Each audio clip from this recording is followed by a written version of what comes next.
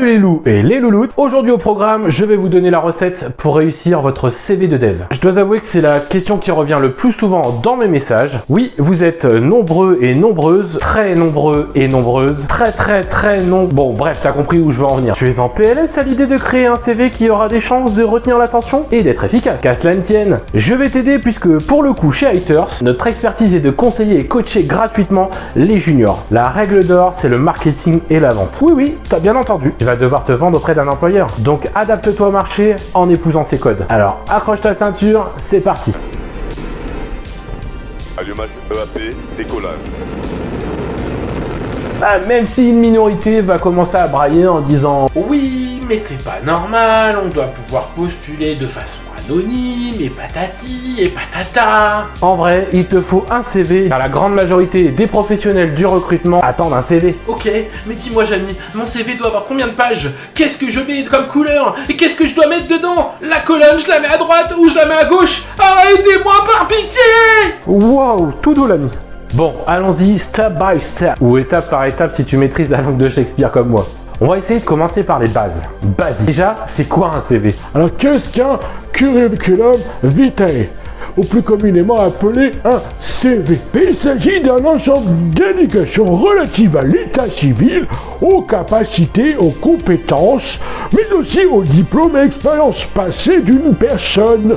Grosso modo, c'est un peu le document qui raconte votre vie professionnelle avec quelques touches de vie personnelle, et dire qu'à mon époque on faisait ça sur des parchemins. Enfin bref, t'as compris quoi. Ok, merci professeur. Maintenant que tu sais ce que veut dire CV, d'après toi, qui va le recevoir? Oui, toi au premier rang? C'est ça, c'est un recruteur ou une recruteuse. Alors, faisons un effort et mettons-nous à sa place 2 petites secondes. Tu reçois une centaine de CV par jour, alors selon toi, qu'est-ce qui va faire la diff? Eh oui, tu as raison Dora, c'est la carte.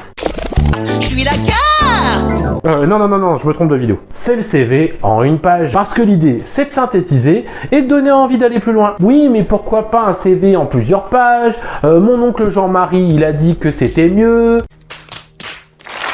Ok, désolé de contredire ton oncle, mais c'est clairement faux. Bon, puisqu'on parle de se vendre, on va imaginer si nous serions enclins à lire une pub de plusieurs pages pour acheter un produit. Allez, franchement, tu lirais une publicité de plusieurs pages pour un seul produit qui arrive soit en newsletter, soit dans ta boîte aux lettres? Et non, parce que c'est comme ça. Tout le monde vit à 100 à l'heure. Time is money. Alors pourquoi en serait-il autrement pour ton CV? Oui, mais je suis pas un produit, où c'est que t'as vu ça? Encore une fois, je suis désolé de te contredire, mais si. Nous sommes tous des produits du système. Dans un cadre professionnel, nous sommes en quelque sorte des produits consommés par les entreprises. Maintenant, de là à dire que c'est une bonne situation, alors qu'on se le dise, il y aura toujours des gens qui vont te dire Vous savez, moi je ne crois pas qu'il y ait de bonnes ou de mauvaises situations. Moi, si je devais résumer ma vie, eh ben ça serait aujourd'hui avec vous. Je dirais que c'est d'abord des rencontres, des gens qui m'ont tendu la main, peut-être à un moment où je ne pouvais pas, où j'étais seul chez moi. Bon, obligé, tu l'as celle-là. Ne pense pas que je plaide pour moins d'humanité. Mais force est de constater que notre société se détache de plus en plus de ce genre de valeurs. In fine, à travers la définition, vous avez le guide pour rédiger votre curriculum vitae. Mais allons plus loin. Je vous propose de composer votre CV comme le montage d'une recette de cuisine. Oh, Micheline, pour réussir notre gâteau CV à la maïté avec de la ciboulette de Garonne, nous allons avoir besoin des ingrédients suivants. Un titre avec une petite présentation de qui vous êtes et ce que vous recherchez comme emploi. Ça serait dommage d'être rappelé pour un poste qui ne vous correspond pas. Une photo serait un vrai plus. Mais après, c'est à toi de voir. Perso, je préfère les CV avec photo. Je trouve ça plus gai et plus sympa. Incorporez-y une partie de votre identité et vos coordonnées. Téléphone, mail, bref, ce sur quoi vous voulez être contacté. Ajoutez une synthèse de votre expérience professionnelle. En priorité, ce qui pourrait avoir un lien avec l'annonce et ensuite un regroupement de plusieurs types d'expériences ensemble, résumé rapidement quoi, pour mettre en avant vos compétences autres que de dev. Accompagnez ensuite le tout de vos formations et certifications en tout genre. Bien sûr, on n'oublie pas et les dates et les établissements. Versez vos skills, savoir-faire et savoir-être. On oublie tout de suite les logos des technos, car je vous rappelle que 99% des gens qui sont recruteurs ou recruteuses aujourd'hui dans la tech ne sont pas techniciens. Donc pour beaucoup, ça risque d'être du charabia ou du risque de confondre les technologies dans lesquelles vous êtes à l'aise. Enfin, saupoudrez avec vos hobbies, car c'est important de savoir qui vous êtes et ce qui vous passionne finalement.